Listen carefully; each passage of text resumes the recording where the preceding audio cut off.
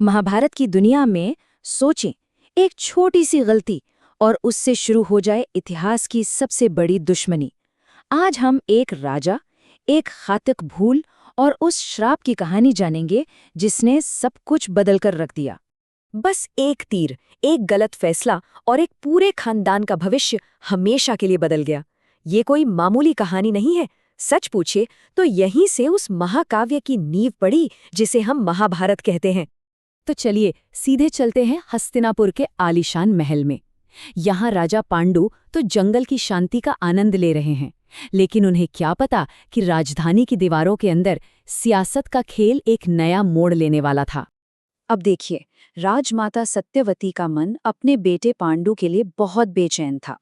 तो उन्होंने अपने बड़े बेटे धृतराष्ट्र से कहा कि पांडु को जंगल के उस अकेलेपन से वापस महल की चहल पहल में लाया जाए। लेकिन महल के अंदर का माहौल वो बिल्कुल अलग था। एक तरफ थे धृतराष्ट्र जो अपनी माँ के हुक्म और अपने फर्ज के बीच फंसे हुए थे, और दूसरी तरफ उनकी पत्नी गांधारी। वो अपने चालाक भाई शकुनी की बातों में आकर मनी मन ये चाह रही थीं कि सिंहासन हमेशा के लिए उनके पति का हो जाए। तो अब हस्तिनापुर के महलों को पीछे छोड़ते हैं और चलते हैं उस घने जंगल में, जहां एक छोटी सी चूक एक ऐसी बड़ी तबाही लाने वाली थी जिसे कोई कभी भूल नहीं पाएगा। अब हुआ ये कि हस्तिनापुर लौटने की तैयारियां चल ही रही थीं कि पांडु के पत्नी माद्री को एक बाघ की दहाड़ सुनाई दी, और बस उसी पल जोश में आकर उन्होंने पांडु से कह दिया कि वो उस जानवर का शिकार करे। और पांडु, वो तो थे ही लाजवाब तीरंदाज। उन्होंने सिर्फ आवाज के सहारे निशाना साधा और तीर चला दिया। ये उनका मशहूर शब्दभेदी बाण था, जो सिर्फ आवाज सुनकर अपने लक्ष्य को भेद सकता था। तीर तो छूट चुका था, लेकिन जब वो अपने निशाने पर लगा तो एक बहुत ही भयानक सच सामने आया। वो आवाज किसी बाघ की थी ही नहीं। और बस यहीं से पूरी कहानी पलट गई। पांडु ने अनजाने में ऋषि किंदम की हत्या कर दी थी, और मरते मरते ऋषि ने पांडु को एक ऐसा श्राप दिया जिसने उनकी किस्मत पर हमेशा के लिए एक ताला लगा दिया। अब सोचिए, पांडु जब हस्तिनापुर लौटे तो उनके दिल पर पछतावे का कितना बड़ा बोझ होगा। वो इस बार सिंहासन पर अपना हक जताने नहीं आए थे, बल्कि सब कुछ छोड़ने आए थे। हस्तिनापुर की भरी सभा में पांडु ने वो किया जो किसी ने सोचा भी नहीं था। उन्होंने सबके सामने अपनी गलती मानी, खुद को सजा दी कि वो अब एक सन्यासी का जीवन जिएंगे, और राजपाट औपचारिक तौर पर अपने बड़े भाई धृतराष्ट्र को सौंप दिया। लेकिन इस मुश्किल सफर में पांडु अकेले नहीं थे।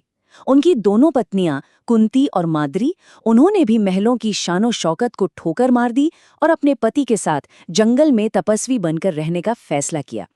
तो अब वो जंगल में तो आ गए, लेकिन उस अकेलेपन में श्राप का असली डर पांडु को सताने लगा।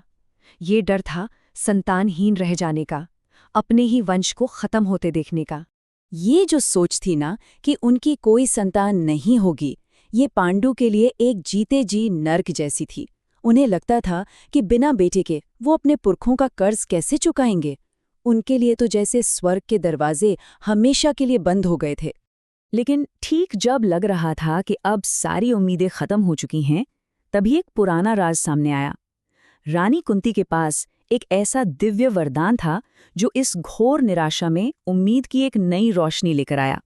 तो सवाल ये है कि इस चमत्कारी वरदान का इस्तेमाल उस श्राप को तोड़ने और पांडु के वंश को बचाने के लिए कैसे किया गया। तो देखिए, देवताओं के आशीर्वाद से पांडु का वंश आगे बढ़ा। सबसे पहले धर्मदेव के अंश से युधिष्ठिर का जन्म हुआ, और फिर पवन देव के आशीर्वाद से जन्म हुआ महाबली भीम का। यानी मशहूर 5 पांडवों में से पहले 2 भाई अब इस दुनिया में आ चुके थे।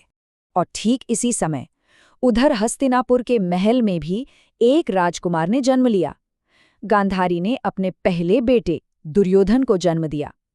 अब खेल बराबर का था। सिंहासन के लिए 2 दावेदार, 2 वंश आमने सामने खड़े हो गए थे। तो एक तरफ जंगल में जन्मे पांडु के पुत्र, और दूसरी तरफ महल में जन्मा धृतराष्ट्र का बेटा। अब सवाल ये था कि एक राज्य का भविष्य कैसे तय होगा।